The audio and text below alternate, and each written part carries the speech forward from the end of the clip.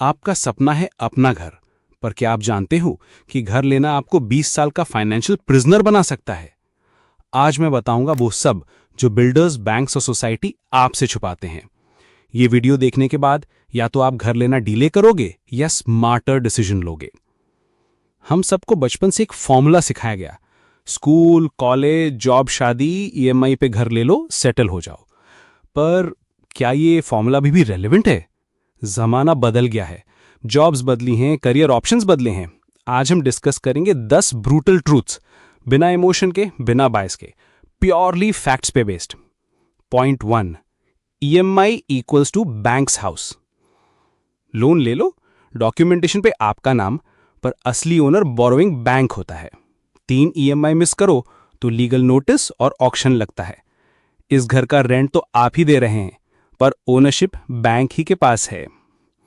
Point 2, EMI equals to modern slavery. Job पसंद आए या ना आए, ईएमआई के प्रेशर से आप उसमें अटके रहते हो। प्रमोशन मिला तो खुश हो जाओ, नहीं, सैलरी कम है, ईएमआई भारी है। और अगर बॉस टॉलरेटेड नहीं, फिर भी जॉब छोड़ना मुश्किल हो जाता है।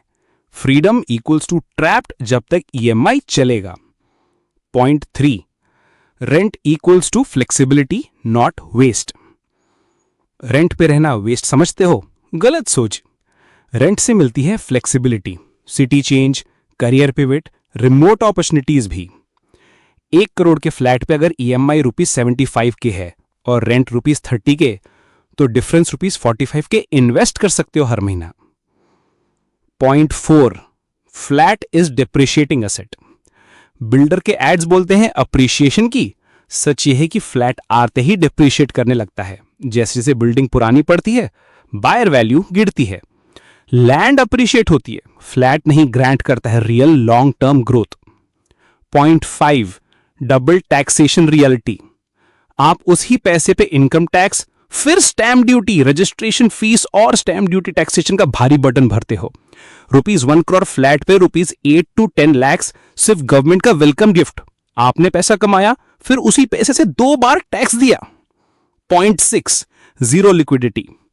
म्यूचुअल फंड और सेविंग्स अकाउंट एक क्लिक पे पैसा मिलता है, but real estate, don't fool yourself. घर बेचने में 3 से 6 महीने लगते हैं।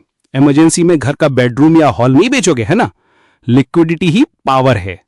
Point 7, EMI equals borrowing from future self. Loan लेना मतलब फ्यूचर सेल्फ के अर्निंग्स पे आज को कंज्यूम करना। अगर जॉब लॉस हो गया तो ईएमआई प्रेशर और इंटरेस्ट पेमेंट्स खड़कते जाते हैं। आप रिस्क फ्री फ्यूचर के लिए प्रेजेंट को इन्वेड करते हो। बैंक इंटरेस्ट के लिए वेट नहीं करेगा, आप करेगा क्या? Point 8, build income first. सोचना चाहिए अपनी स्किल्स और अर्निंग पावर पे इन्वेस्टमेंट करो, एसेट्स पे नहीं। फ्रीलांसिंग स्टार्ट करो, स्किल अपग्रेड करो, बिजनेस ट्राई करो। इनकम फ्लो एक चार्जिंग इंजन है, जब वो स्टेबल हो जाए घर लेना लॉजिकल हो सकता है। Point 9, emergency fund equals unseen safety net. कम से कम 6 महीने का खर्चा सेविंग्स में रखो। मेडिकल इमरजेंसी, करियर शिफ्ट या अब्रप्ट ले ऑफ आएगा, पर अगर फंड है तो सरवाइव कर पाओगे। Without buffer EMI automatically pressure cooker बन जाता है। Point 10, plot purchase plus build later, no loan life. अगर घर लेना ही है तो प्लॉट लो, धीरे धीरे घर बनाओ बिना किसी बैंक लोन के, stress free, interest free. This process may be slow, but you're in complete control. No bank involved, no forced timeline. That's how smart ownership starts. तो ये थे the 10 brutal financial truths जो हर किसी video में नहीं मिलते। घर लेना बुरा नहीं है, लेकिन गलत टाइम पर गलत मेथड से घाटा हो सकता है। स्मार्ट लोग टाइम के साथ प्लान करते हैं। इनकम पहले बिल्ड करो, एसेट्स बाद में। क्या आप अनॉयड हो घर लोन सिस्टम से? अगर ये वीडियो आपके लिए यूजफुल रहा हो तो प्लीज लाइक करो, कमेंट्स में शेयर करो। क्या आप घर लेने वाली प्लानिंग करते थे या अब प्लान चेंज हुआ? और अगर आपको real emotion free financial advice पसंद आया तो चैनल को सब्सक्राइब करना मत भूलना। मैं मिलता हूं अगले वीडियो में। Keep hustle. जय हिंद।